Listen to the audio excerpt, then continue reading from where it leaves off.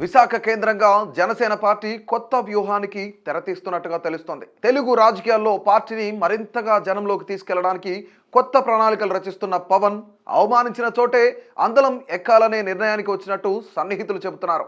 అందుకే విశాఖ నుండే రాజకీయాన్ని నడపడానికి పవన్ కళ్యాణ్ ప్లాన్ చేస్తున్నారట. 15,000 మంది క్రియాశీల కార్యకర్తలతో కొత్త యాక్షన్ ప్లాన్ రెడీ చేస్తున్న సేనాని మనసులో ఏముంది? విశాఖ ఎంచుకోవడం వెనుక వ్యూహం ఏంటి?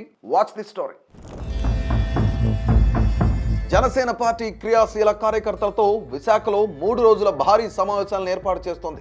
28 నుంచి 30వ తేదీ వరకు జనసేన పార్టీలో ఉన్న మంత్రులు, ఎంపీలు, ఎమ్మెల్యేలు, ఎమ్మెల్సీల నుండి గ్రామ స్థాయిలో పనిచేస్తున్న క్రియాశీల కార్యకర్తలతో సహా ముఖాముఖి సమావేశాన్ని నిర్వహించడానికి పవన్ కళ్యాణ్ విశాఖను కేంద్రంగా ఎంచుకున్నారు. 2024 ఎన్నికల్లో పవన్ కళ్యాణ్ పిఠాపురం నుండి ఎమ్మెల్యేగా గెలిచి డిప్యూటీ సీఎంగా, మంత్రిగా పదవి చేపట్టిన రోజు నుండి ఉత్తరాంధ్రలోని ఏజెన్సీ గ్రామాలపై ప్రత్యేక శ్రద్ధ చూపిస్తూ వస్తున్నారు. 2-3 నెలలకు ఒకసారి ఉత్తరాంధ్రలోని ఏజెన్సీ గ్రామాల్లో పర్యటనలు చేస్తూ జనసేన పార్టీని గ్రౌండ్ లెవెల్లో అందరి దృష్టిని ఆకర్షించేలా ప్రభుత్వ పార్టీ కార్యక్రమాలను చక్కబెట్టేస్తున్నారు. ప్రస్తుత అల్లూరి సీతారామరాజు జిల్లాలోని అరకు పార్లమెంట్, పాడేరు, అరకు ఎమ్మెల్యే నియోజకవర్గాల్లో వైసీపీ బలంగా ఉండడంతో ఆ నియోజకవర్గాలను టార్గెట్ చేసి రానున్న ఎన్నికలకు జనసేనను సిద్ధం చేస్తున్నారనే ప్రచారం గత సంవత్సర కాలంగా జోరుగా సాగుతుండగా, దీనికి తోడు రానున్న పంచాయతీ ఎన్నికలలోపు జనసేన పార్టీని గ్రామ స్థాయిలో బలోపేతం చేయడానికి పవన్ కళ్యాణ్ కొత్త వ్యూహాలను రచిస్తున్నారట.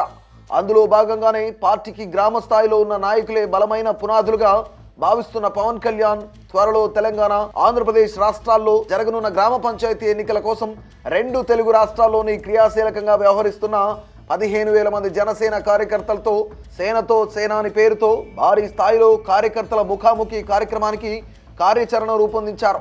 2 తెలుగు రాష్ట్రాల జనసేన కార్యకర్తల సమావేశానికి ప్రస్తుతం ఆంధ్రప్రదేశ్ రాజధాని అమరావతిని ఆనుకుని ఉన్న గుంటూరు, విజయవాడ నగరాలను కానీ, పవన్ కళ్యాణ్ భుజాన ఎత్తుకున్న రాయలసీమ జిల్లా తిరుపతిని కానీ ఎంచుకోకుండా నేరుగా విశాఖ కేంద్రంగా ఈ సభను నిర్వహిస్తుండటంతో రాజకీయంగా చర్చకు దారితీసింది.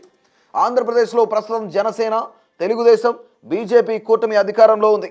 అధికార పరంగా 3 పార్టీలు కలిసున్న పార్టీల పరంగా ఎవరి రాజకీయ గుర్తింపును వారు నిలబెట్టుకునే ప్రయత్నం చేస్తున్నట్లు కనిపిస్తోంది. డిప్యూటీ సీఎంగా బాధ్యతలు చేపట్టిన తర్వాత తన ప్రత్యేక రాజకీయ గుర్తింపును నిలబెట్టుకునే ఆలోచనలో పవన్ కళ్యాణ్ ఉన్నట్లు తెలుస్తోంది. ముఖ్యంగా ఇప్పటికే టీడీపీ పార్టీ జాతీయ అధ్యక్షుడు చంద్రబాబు రాష్ట్ర ముఖ్యమంత్రిగా, టీడీపీ జాతీయ ప్రధాన కార్యదర్శి నారా లోకేష్ మంత్రిగా కొనసాగుతూ టీడీపీని రాష్ట్రంలో మరింత బలోపేతం చేయడానికి కృషి చేస్తున్నారు. మరోవైపు బీజేపీ రాష్ట్ర నూతన అధ్యక్షుడు మాధవ్ ఆంధ్రప్రదేశ్లోని అన్ని జిల్లాలలో సుడిగాలి పర్యటనలు చేస్తూ బీజేపీ క్యాడర్ను యాక్టివ్ చేసే పనిలో పడ్డారు.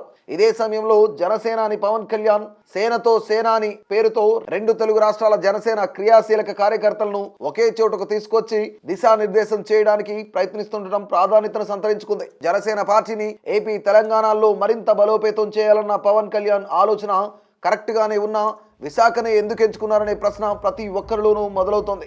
ఎక్కడ అవమానపడ్డామో అక్కడ నుంచే తమ సత్తా చాటాలనే ఆలోచన పవన్ చేస్తున్నట్లు సమాచారం. 2019 ఎన్నికల్లో గాజువాక నుంచి పోటీ చేసిన పవన్ కళ్యాణ్ ఘోరంగా ఓడిపోయారు. తర్వాత పార్టీని నిలబెట్టుకోవడానికి 2 సార్లు విశాఖ వచ్చినప్పుడు జగన్ ప్రభుత్వ హయాంలో పవన్ కళ్యాణ్ను ఒకసారి రోడ్డు పైన, మరోసారి హోటల్లోనే నిలబెట్టడం లాంటివి జనసేనాని తీవ్రంగా పరిగణిస్తున్నట్టు చెప్తున్నారు.